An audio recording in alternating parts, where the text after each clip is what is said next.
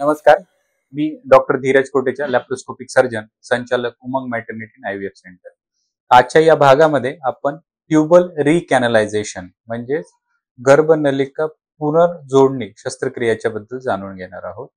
तर पुनर्जोडणी म्हणजे ट्यूबल रिकॅनलायझेशन करता येतं का? तर हो, करता येतं. तर मग हे कोणाकोणामध्ये करता येतं? तर ज्यांचं पहिलं कुटुंब नियोजनाचं ऑपरेशन झालेलं आहे, ते टाक्याचं असू द्या किंवा दुर्बिणीचं असू द्या, अशा प्रकारचे पेशंट किंवा कुणाच्या ट्यूबच्या मिड पोर्शन मध्ये ब्लॉक असेल तर अशा पेशंटमध्ये आपण मधला पोर्शन कट करून रिमेनिंग पोर्शन जोडून रिकॅनलायझेशन करतो. पण मेनली आपण जे करतो, ज्यांचे पहिले कुटुंब नियोजन शस्त्रक्रिया झालेली आहे आणि काही कारणास्तव त्यांना परत ते ऑपरेशन रिओपन करायचं आहे, अशा केसेसमध्ये आपण रिकॅनलायझेशन ही शस्त्रक्रिया करतो.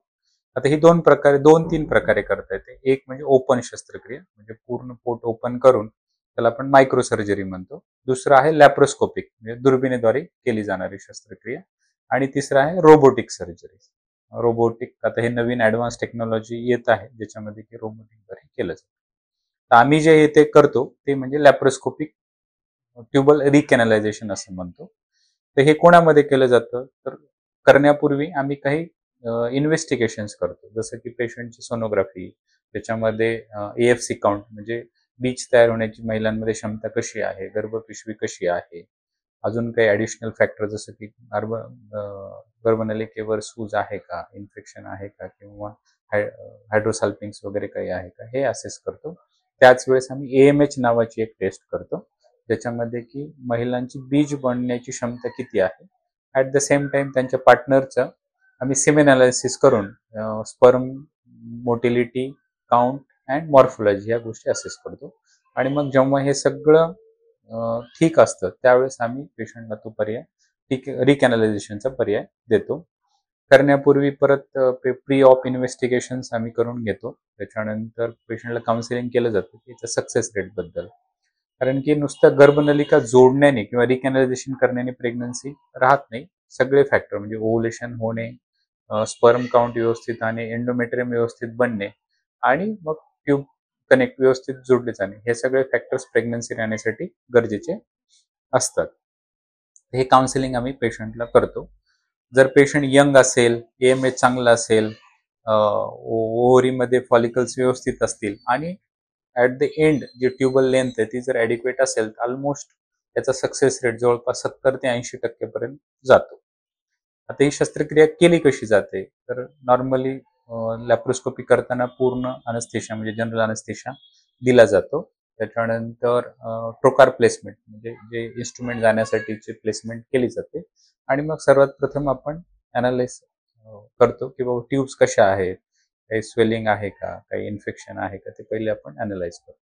समजा असं काहीच नाही आहे, पेशंटला कुठल्याही प्रकारची स्वेलिंग वगैरे किंवा इन्फेक्शन नाही आहे, तर मग आपण सर्वात प्रथम ट्यूब साधारणतः समजा या अशा 2 गर्भनलिका असतात आणि जेव्हा कुटुंब नियोजन शस्त्रक्रिया होते, तर हा पोर्शन आयदर कट केलेला असतो किंवा याला बँड लागलेला असतो. तर मग आपण काय करतो की हा जो ब्लॉक पोर्शन आहे तो आपण कट करून काढून घेतो आणि दोन्ही साईडने औषध टाकून हे दोन्ही एंड पेटंट आहे का ते पहिले चेक करतो.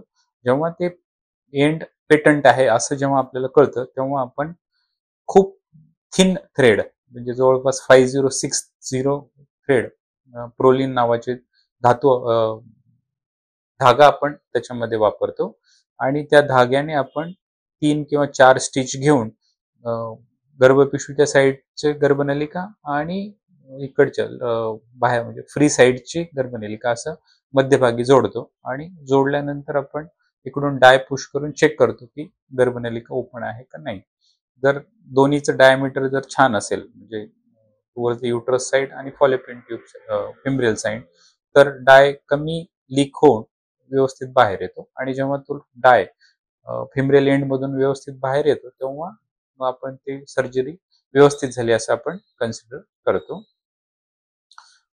हे केल्यानंतर पुढचा एक प्रश्न खूप पेशंटला असतो की आणि परत प्रेग्नन्सी आम्ही कधी ठेवू शकतो? तर साधारणतः 3 महिन्यानंतर प्रेग्नन्सी राहण्यासाठी आपण ट्रीटमेंट करू शकता. ट्यूबोप्लास्टी केल्यानंतर म्हणजे रिकॅनलायझेशन शस्त्रक्रिया झाल्यानंतर जर वर्षभराच्या आत प्रेग्नन्सी नाही राहिली, तर आपण टेस्ट बेबी किंवा IVF चा विचार करावा. धन्यवाद.